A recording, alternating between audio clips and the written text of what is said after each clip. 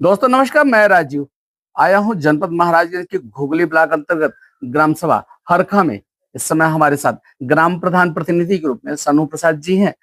इनकी धर्मपत्नी रंजना देवी जी जो इस ग्राम सभा की प्रधान है। आज हम चर्चा करेंगे, इनसे सवाल जवाब का सिलसिला करेंगे, जारी रखेंगे। वहां जानने की कोशिश करेंगे कि 5 साल का कार्यकाल आपका लगभग लगभग 4.5 साल का तो बीत ही गया है, 1 साल का कार्यकाल आपको और मिला है। आपने क्या क्या विकास की योजनाओं को अमली जामा पहनाया। पहले तो प्रधान जी आपका बहुत बहुत स्वागत है हमारे चैनल में। आपका भी बहुत बहुत स्वागत है। धन्यवाद सर।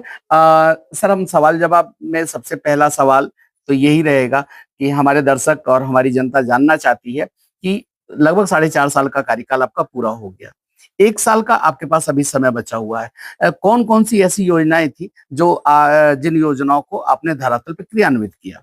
देखिए, हमने जो कच्चे काम का था वो हमने चक्रोड उगरोड जो था चकमार्ग उनको किया है जी। और जीर्णोद्धार भी किया है। पक्के काम में आरसीसी ढलैया नहीं कर पाए, इस समय कोई बजट नहीं था, लेकिन इंटरलॉकिंग का काम मैंने 4-5 इंटरलॉकिंग किया। भूमिगत नाली 4-5 हमने बनवाया, ओपन नाली 3-4 बनवाए हमने, आंगनबाड़ी केंद्र बनवाया और जो कुछ अभी और सपने हैं वो उसके लिए फाइल हमारी तैयार हो रही है।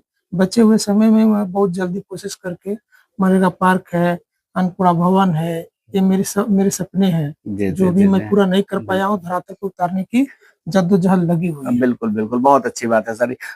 सर आरआरसी सेंटर आपके वहाँ बना नहीं, बन नहीं पाया, जमीन उपलब्ध है, इसके लिए हमने शिकायत किया था डीकर में, हम उस पर दिलचस्पी रखे हैं और हो सकता है कि इसी महीने तक वो भी काम हम दे सकते हैं। बिल्कुल ठीक बात है। यानी कहीं न कहीं कह सकते हैं कि ये लेखपाल साहब की ही थोड़ी सी लेखपाल साहब वो जमीन नहीं उपलब्ध करा पाए, इस वजह से वो डिले हो रहा है। हाँ, डिले हो रहा है। लेकिन आप हम अपने दर्शकों से कहेंगे पीछे कूड़ा गाड़ी भी है, प्रधान जी ने वो गाड़ी भी ले रखी है।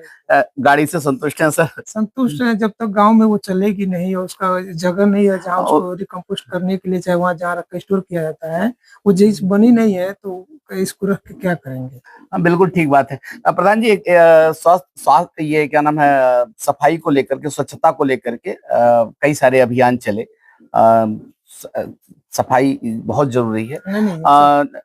लेकिन एक शिकायत भी कहीं न कहीं आपकी ग्राम सभा में मिलती रहती है कि कूड़ा उठान जो है वो प्रॉपर तरीके से नहीं होता। नहीं, वो सही है, जो तक उसका जो सेंटर बना था वो नहीं बन पाया, बनना था वो नहीं बन पाया, इस वजह से बाकी कूड़ा हम लोग उठवा के कहीं जो हमारे सफाई कर्मी है वो ले जाके इधर उधर गड्ढे में डालते हैं, उसका जगह नहीं है जहाँ हम उसको कर सके।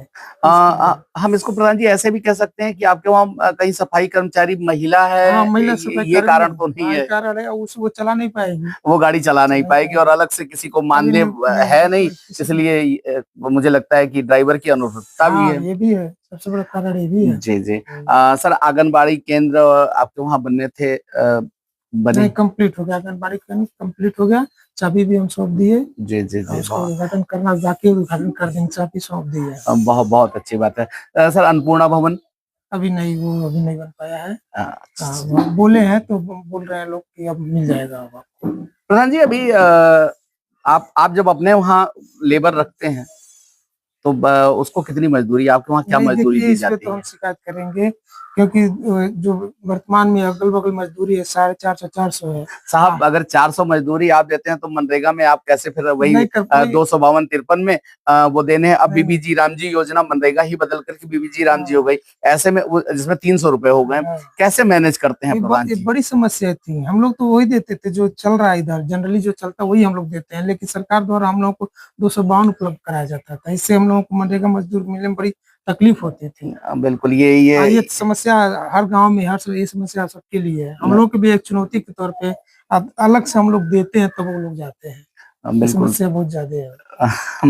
मनरेगा में वो 252-53 रुपए, नो डाउट कहीं कहीं प्रॉब्लम तो होती है। सर स्वास्थ्य की अगर बात करें तो हमारे स्वास्थ्य मंत्री ब्रजेश पाठक जी स्वास्थ्य को लेकर के बड़ा कॉन्शियस भी रहते हैं, हमारे उप मुख्यमंत्री भी हैं, हमारे सीएम साहब भी, महाराज जी, ये भी स्वास्थ्य को लेकर के बड़े जागरूक रहते हैं। गोरखपुर इंसेफ्लाइटिस का कभी एक समय था, गोरखपुर में इंसेफ्लाइटिस बहुत जोर शोर से फैला था, पूर्णतः लगभग खत्म है कह सकते हैं इंसेफ्लाइटिस। नहीं, ये तो सही है, इसके लिए थैंकफुल है गवर्नमेंट और विभाग। नहीं तो हम लोगों ने देखा है जिसमें कि आप बात कर रहे हैं, हम लोग हॉस्पिटलाइज थे और जो समस्याएं थी, लेकिन अब 2-3 सालों से जितना इसमें कोई शिकायत ही नहीं आ रही है। जी बिल्कुल।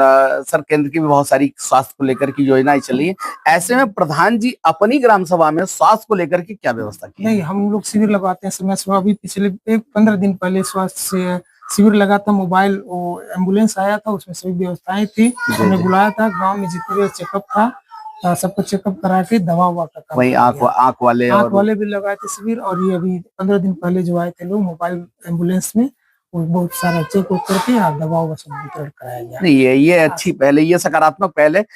लेकिन प्रधान जी एक बात और आती है कि ये तो एक टेम्परेरी व्यवस्था, वैकल्पिक व्यवस्था है। परमानेंट आपके गांव में कहीं सीएससी, पीएससी, एनएम सेंटर ऐसा कुछ है? नहीं, अभी हमारे गांव में सब व्यवस्था पूर्व में भी नहीं, और अभी भी किस तरह का कोई नहीं दिख रहा है। एनएम सेंटर तो सर होना चाहिए, बिल्कुल अभी है, यहाँ पे समस्याएं तो है, लेकिन अब नहीं है, अभी तो प्रयासरत है, अब देखा जाए। सर एक चीज हमारे समझ में नहीं आती, अगर रात्रि के 12 बजे किसी महिला को लेबर पेन हो जाए तो, या कहीं कोई आपातकालीन कोई ऐसी दुविधा आ जाए, तो आप लोग नजदीकी हॉस्पिटल कहाँ लेके जाते हैं? हम लोग तो बीपीएससी जो अपने वहाँ बगल में घुगली ब्लॉक और बगल में कप्तानगंज ब्लॉक यही लेकर भागते हैं, गाड़ी बुलाकर। मतलब कितना किलोमीटर होगा? लगभग 10 किलोमीटर घुगली है और 5-7 किलोमीटर ये है। फिर भी तो दूर है सर, दूर है। सर, केंद्र सरकार की हम बात करें, अगर केंद्र सरकार की एक बहुत जबरदस्त योजना थी जल जीवन मिशन। जल जीवन मिशन के तहत उत्तर प्रदेश के ज्यादातर जिलों में और कई सारे प्रधानों से हम लोगों ने जब मुलाकात करी, लगभग सबकी यही बातें थी कि कहीं ना कहीं सड़कें तोड़ दी गई। ये मेजर समस्या है, बहुत बड़ी समस्या। सर, आपके गाँव में क्या? हमारे वहाँ भी वैसे सड़क तोड़ दिए लोग, उसका न मरम्मत के ऐसे छोड़ दिए लोग, और सब चीजों की जवाबदेही हम लोगों की बनती है। चूंकि हम लोग ग्रामीण से डेली मुलाकात होती है, वो समस्याओं से हम लोग रूबरू होते हैं, और वो लोग शिकायत हमसे करते हैं। कोई और जवाबदेह है नहीं जल जीवन मिशन का, बिल्कुल, जिसको हम शिकायत कर सके। हमारे रोड को खराब कर दिया, जो हम लोग बनवाए थे उसको उजाड़ के छोड़ दिया। सर, उस रोड को बनाना भी उस कार्यदायी संस्था को है, लेकिन अभी उसको जवाबदेही तय नहीं हो पा रही है। जब जिस नंबर हमसे दिया गया उस नंबर पे कोई बात ही नहीं कर रहे हैं। और मुझे लगता है आपके गांव के किसी मिस्टर एक्स के घर पे अगर पानी कहीं चौक हो जाए ना, तो आपके पास कोई डायग्राम नहीं है कि कहाँ हम खनवाएं कि उनके घर का पानी सही करवा दें। हमसे बड़ी बात यह है कि अभी हमारा पानी सप्लाई नहीं हो पाया है, नहीं तो और समस्या बढ़ जाती है। अभी तो वही बरसात का पानी दिक्कत कर दिया रोड तोड़ने वजह से। हाँ, बारिश का पानी। हमको तो नहीं लगता ये धरातल पे अच्छे से काम कर पाएंगे, जिस तरह से इनका रफ्तार काम करने का। सर, ठीक बात है। प्रधान जी, लगभग 5 साल का कार्यकाल आपका, विधानसभा भी सर पे, आपका भी पूरा ही लगभग होने वाला है। 1 साल का तो एक्सटेंशन आप लोगों को मिला ही है। ऐसे में विधानसभा चुनाव सर पे है, विधायक जी से आपके संबंध कैसे हैं? विधायक जी से संबंध अच्छे हैं। हम उम्मीद करते हैं कि कुछ भविष्य में हमको भी निधि देकर हमारे गांव में भी पब्लिक उनको जिताई है, वो बड़ी उम्मीद रखी है कि विधायक जी का भी कोई शिलान्यास हमारे गांव में हो जाए, ताकि उनका भी हम लोग थैंकफुल कर सके। भाई सर, अब संबंध अच्छे की परिभाषा हमारी जानकारी में ये होती है कि विधायक निधि से अगर कोई काम हुआ है तो हम मानते हैं। ये मानक होना चाहिए, यही मानक है कि हमने हमारा आपसे संबंध अच्छा, तो हमारे गांव में भी आपका कोई सिग्नेचर होना चाहिए। बिल्कुल, वर्क का सिग्नेचर होना चाहिए। तो अभी तक तो कुछ है नहीं। अच्छा, कुछ नहीं है। खैर, विधायक जी आते रहते हैं गाँव में? आते हैं। चलिए, अगर नहीं भी आते रहे होंगे तो चुनाव सर पे अब तो आएंगे ही आएंगे। सर, आप हमारे माध्यम से अपने ग्राम सभा के लोगों को क्या मैसेज देना चाहेंगे? अब हम आपके माध्यम से कहना चाहेंगे, जो सपना देखकर हम इस चुनाव में आए थे, वो धना भाव के वजह से जी हम उस सपने को अभी साकार नहीं कर पाए। जो कुछ मौजूद रहा, कम समय में, कम धन में हमने जो कुछ किया, प्रयास किया, उससे मुझे भी पूरी संतुष्टि नहीं है। उम्मीद करते हैं कि बचे हुए समय में उन सब चीजों को धरातल पर उतार सके।